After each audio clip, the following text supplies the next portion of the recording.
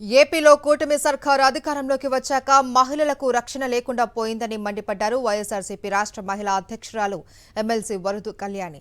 పోలీసులు నిందితుల్ని రక్షించి బాధితులపైన కేసులు పెడుతూ ఉన్నారని ఫైర్ అయ్యారు.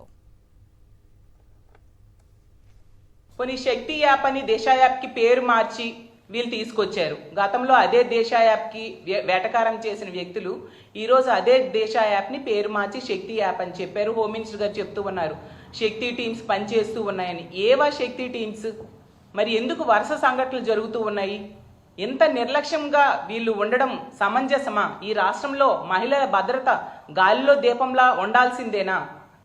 ఏపీలో కూటమి సర్కారు అధికారంలోకి వచ్చాక మహిళలకు రక్షణ లేకుండా పోయిందని మండిపడ్డారు వైఎస్ఆర్సీపీ రాష్ట్ర మహిళా అధ్యక్షురాలు ఎమ్మెల్సీ వరదు కళ్యాణి. పోలీసులు నిందితుల్ని రక్షించి బాధితులపైన కేసులు పెడుతూ ఉన్నారని ఫైర్ అయ్యారు.